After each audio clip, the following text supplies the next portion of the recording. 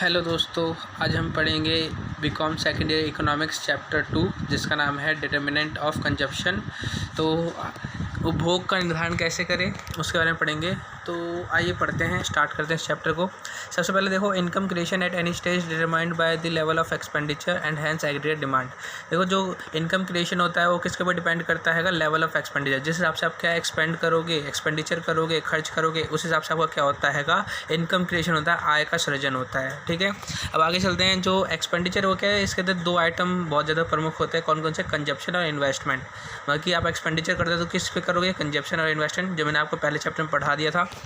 अब आगे चलते हैं। यहाँ पे देखा है the important determinant of consumption is level of income. अगर क्या है, हमें कंजप्शन का निर्धारण करना है, उसके लिए सबसे महत्वपूर्ण टॉपिक क्या है? इनकम के बारे में, लेवल ऑफ इनकम। जिस हिसाब से आपकी लेवल ऑफ इनकम होगी उस हिसाब से हम क्या कंजप्शन करते हैं। ये भी मैंने पहले बता रखा है, बस हम डिटेल से पढ़ेंगे।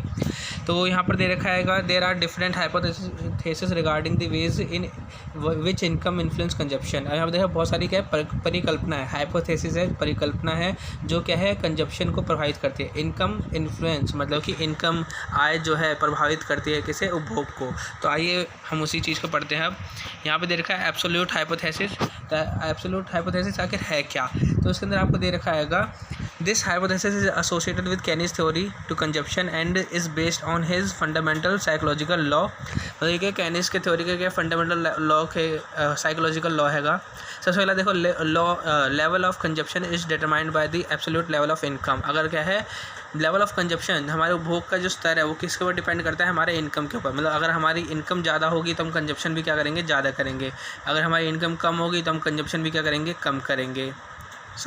हम कंजप्शन भी उतना ही करेंगे, बस हमारी सेविंग क्या हो जाएगी? वो क्या हो जाएगी? नेगेटिव हो जाएगी। हम अपनी क्या रहेंगे? कंजप्शन हमारा एक लेवल तक होता है जिसे हम क्या अपने कम नहीं कर सकते। हमारी अगर क्या सैलरी कम हो गई है तो हम क्या उतना ही कंजप्शन करेंगे जितना हमें ज़रूरत है।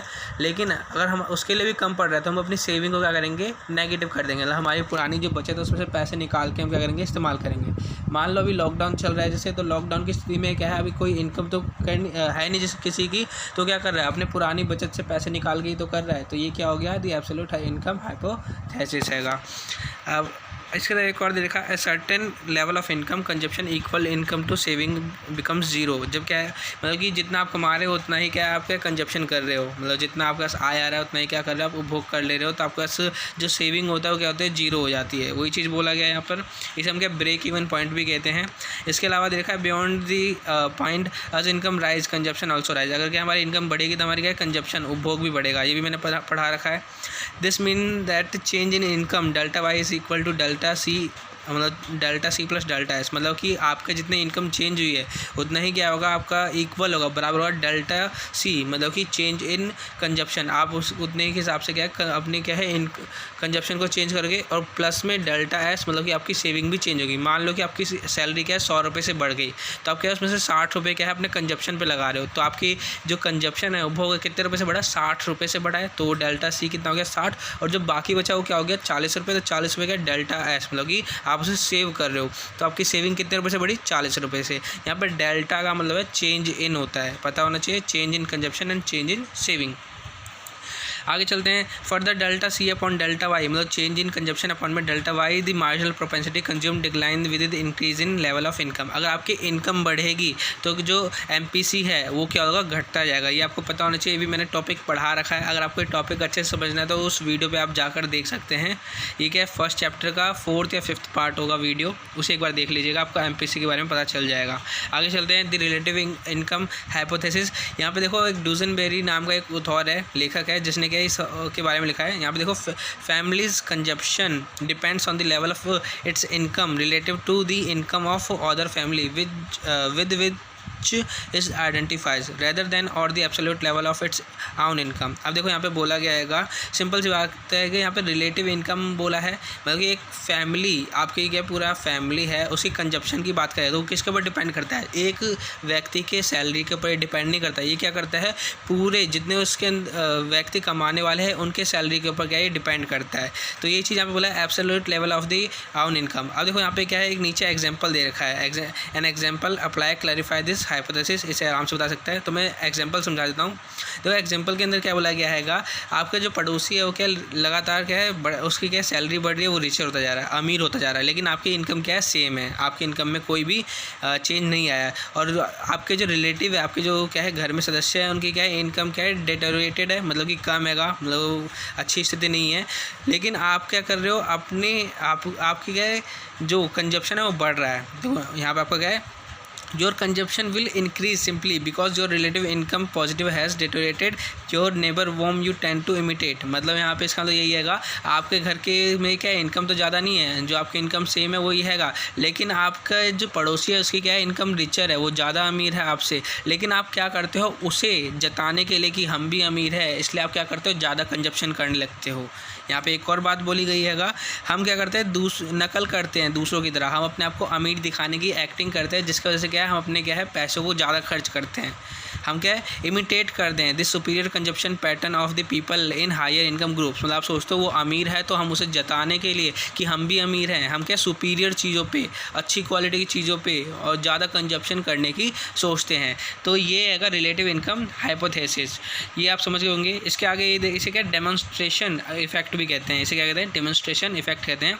इसके आगे और भी ये बोला गया है, अगर आपकी इनकम क्या है मतलब कि आपकी इनकम बढ़ रही है proportion to the aggregate income, मतलब कि आपकी पूरी फैमिली की इनकम अगर बढ़ रही है प्रोपोर्शनली, तो आपके क्या हैगा जो इनकम APC हैगा एवरेज प्रोपेंसिटी टू कंज्यूम, इसके अंदर कोई भी चेंज नहीं आएगा, ठीक है, क्योंकि आपका अगर इनकम बढ़ रही है तो आपका कंजप्शन भी उसी के हिसाब से बढ़ेगा, ठीक है, क्योंकि आप भी रिचर होगे।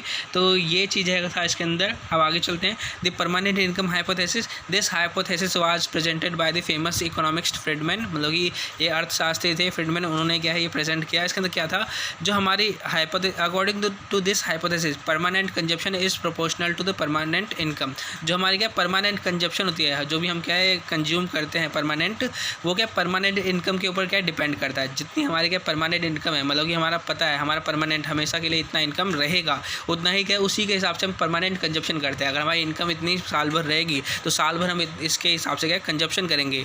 लेकिन जो हमारी क्या परमानेंट जो हमारी इनकम होती है एक्चुअल इनकम, वो क्या होती है कि period consist of sum of permanent and transitory component. जो हमारी इनकम होती है दो प्रकार की होती है, एक होता है परमानेंट और दूसरा होता है ट्रांजिस्ट्री कंपोनेंट।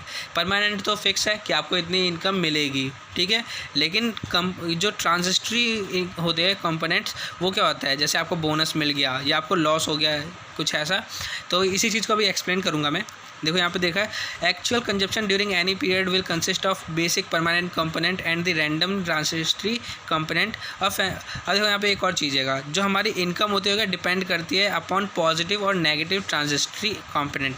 देखो आपकी इनकम क्या है कि आपका क्या जो भी इनकम है वो घट भी सकता है बढ़ भी सकता है। क्या हो सकता है, अगर आपकी इनकम साल की क्या है 1 लाख रुपए है तो वो क्या है 90,000 रुपये भी हो सकती है, 1 लाख भी हो सकती है। उसका क्या है सिंपल सा फंडा क्या आएगा, आपके क्या ट्रांजिस्ट्री जो होती है ना ट्रांजिस्ट्री कंपोनेंट, उसके ऊपर डिपेंड करता है वो नेगेटिव या पॉजिटिव है। मान लो आपको क्या बोनस मिल गया तो ये क्या हो गया पॉजिटिव हैगा, ठीक है, लेकिन मान लो आपके क्या वेजेस में क्या है लॉस हो गया, कंपनी में प्लांटेशन में कुछ हो गया जिससे क्या है आपके क्या वेजेस लॉस हो गए, तो इससे क्या हो गया आपकी ये नेगेटिव ट्रांजिस्ट्री है जिससे आपकी इनकम क्या होगी कम हो गई। तो इसी को हम कहते हैं परमानेंट इनकम हाइपोथेसिस, ठीक है, ये समझ गए होगे आप। अब आगे चलते हैं। ये क्या इसी तरह से इफ़ेक्ट करता है हमारे क्या कंजप्शन को। आगे चलते हैं लाइफस्टाइल हाइपोथेसिस। ये कुछ नहीं है, बस इतना बोला है, ये इसेंशियल है, महत्वपूर्ण है, जैसे कि हमारा क्या है परमानेंट इनकम होता है, लेकिन बस except income relevant to consumption, जो भी हम क्या अपना इनकम संबंधित इनकम क्या है कंजप्शन पे करते हैं ड्यूरिंग एनी पीरियड, किसी भी समय पे, is taken as average of the income flow. हम क्या है जितना भी इनकम सृजन होता है फ्लो होता है उसका क्या हम एवरेज लेके अपने लाइफ में चलते हैं, इंडिविजुअली या व्यक्तिगत हो या फैमिली या तो पूरे फैमिली के संग हो। बस इतना था, ये हो गया ख़त्म। अब आगे चलते आएंगे इस टॉपिक में। अब हम पढ़ेंगे और क्या है other factor affecting consumption, consumption को क्या है प्रभावित करने वाले कारक क्या हैंगे। तो इसे प्रभावित करने वाले कारक सिर्फ क्या है 5 हैंगे। पहला क्या है रेट ऑफ इंटरेस्ट, तो मैं इसे बस समझा देता हूँ, रीड आप कर ही लोगे। देखो रेट ऑफ इंटरेस्ट का मतलब क्या आएगा, देखो रेट ऑफ इंटरेस्ट अगर आपके यहाँ पे ज़्यादा होगा तो जो गरीब लोग होते हैं, जो क्या है लो क्लास मिडिल क्लास व्यक्ति होते हैं, वो क्या करेंगे उस वक्त अपने क्या आएंगे कंजप्शन को कम कर देंगे और सेविंग बढ़ा देंगे। क्यों सेविंग बढ़ाएंगे, क्योंकि सेविंग बढ़ाएंगे तो उनके उन्हें इंटरेस्ट मिलेगा और इंटरेस्ट ज़्यादा है तो इससे क्या होंगे उन्हें इन्फ्लुएंस होती है क्या होते हैं करेज मिलता है, ठीक है, कि वो क्या करे, अपने कंजप्शन को कम कर दे और जो अपनी सेविंग है उसे बढ़ा दे। लेकिन वहीं पर जो लोग क्या रिचर होते हैं, उनके पास पहले से ही क्या है, मतलब कि सेविंग पड़ी रहती है। अब वो क्या होते हैं, इनकरेज होते हैं कि हम क्या करें, से अभी ज़्यादा कंजप्शन करें, सेविंग कम करें, क्योंकि उन्हें क्या हैगा, अब पैसे उनके पास पहले से हैं, अब वो चाहते हैं कि अपने आप को इस वक्त पे क्या करना, कंज्यूम करना। तो ये चीज़ यहाँ पर बोल रखा है। और यहाँ पे जो गरीब लोग होते हैं, मिडिल क्लास लोग होते हैं, वो क्या करते हैं, अपने आप को ज़्यादातर इनकरेज करते हैं कि हम अपने क्या है सेविंग ज़्यादा करें और क्या है कंजप्शन कम करें।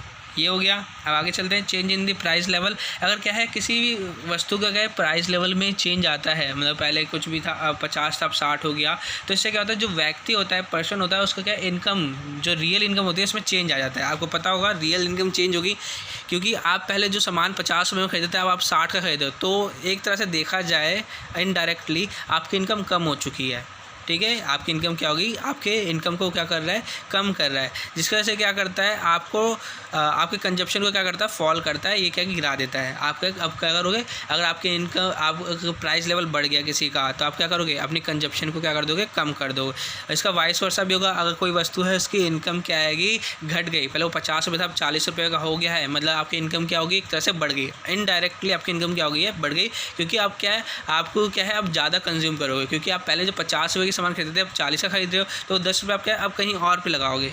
तो ये चीज़ हो गया। अब देखो आइए आते हैं प्राइस एक्सपेक्टेशन। तो प्राइस एक्सपेक्टेशन क्या होती है, एक्सपेक्टेशन का आशा करना। हम मान लेते हैं कि आने वाले समय में क्या है, प्राइस क्या होने वाला है, बढ़ने वाले हैं। हम मान लेते हैं कि आज से 1 महीने बाद यहाँ पर क्या है, जो वस्तु है उनकी कीमतें क्या हो जाएगी, बढ़ जाएगी। तो हम क्या करेंगे, अभी से ही सारे क्या है सामान है उसे खरीद के अपने पास रख लेंगे, स्टॉक कर लेंगे, क्योंकि हमें पता है भविष्य में जाके क्या है सारी चीज़ महंगी हो जाएगी। उसके वाइस वर्सा भी हो सकता है, उल्टा भी हो सकता है। मान लो कि भविष्य में आने वाले के सामान क्या हो जाएंगे, सस्ते हो जाएंगे, अभी महंगे हैं, मान लो आगे जाके सस्ते हो जाएंगे, तो हम क्या अभी कंजप्शन करना क्या कर देंगे, कम कर देंगे। हम क्या करेंगे, कंजप्शन करना कम कर देंगे, सेविंग हम ज़्यादा करेंगे। तो ये प्राइस एक्सपेक्टेशन, ये भी क्या है कंजप्शन को प्रभावित करता है।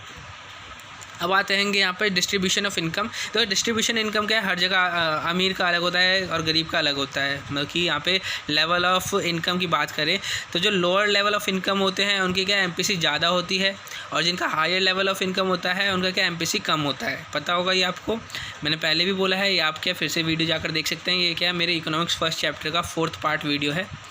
देखो आगे आके देखते हैं यहाँ पर क्या बोला गया है, distribution of income of all section, poor ones wills increase the level of aggregate consumption in the society. अगर क्या है सबकी इनकम क्या सेम रहेगी तो यहाँ पे क्या एग्रीगेट डिमांड भी क्या बढ़ेगा। लेकिन जब इनकम क्या सेम नहीं होती है तो हमारा क्या जो डिमांड हैगा, जो कंजप्शन है वो क्या कम रहता है। अगर सबकी इनकम सेम रहेगी तो कंजप्शन भी ज़्यादा होगा। अब आते हैं ओनरशिप ऑफ फाइनेंशियल असेट्स। मतलब कि मान लो कोई व्यक्ति है उसके पास क्या ज़्यादा क्या है फाइनेंशियल असेट्स हैंगे, तो उन्हें क्या है वो रिचर होते हैं, वो फील क्या है रिचर करते, उन्हें महसूस होता है वो ज़्यादा अमीर है। तो अब उन्हें क्या है ऐसे असेट्स के ऊपर ज़्यादा खर्च करना नहीं पड़ता है, वो क्या करते हैं कंजप्शन पे ज़्यादा खर्च करते हैं। लेकिन जो क्या है मिडिल क्लास फैमिली वाले लोग होते हैं जिनके पास ज़्यादा असेट्स नहीं है, वो क्या है अपने आप को क्या है रिचर फील कराने के लिए क्या करते हैं, ऐसे फाइनेंशियल असेट्स को क्या खरीदते हैं। मान लो क्या हो गया, ज्वेलरी हो गए, घर के कुछ भी असेट्स, मान लो अलमारी हो गए, पलंग हो गए, या ज्वेलरी ज़्यादातर देखी जाती है इसके अंदर। तो वो कहेंगे अपने आप को अगर उनके पास ज्वेलरी है तो वो क्या ज्वेलरी पे ज़्यादा खर्च नहीं करेंगे, अब वो क्या करेंगे कंजप्शन पे करेंगे। लेकिन मिडिल क्लास लोग जिनके पास ज़्यादा ज्वेलरी नहीं होती तो क्या ज्वेलरी के ऊपर क्या खर्च करना पसंद करते हैं।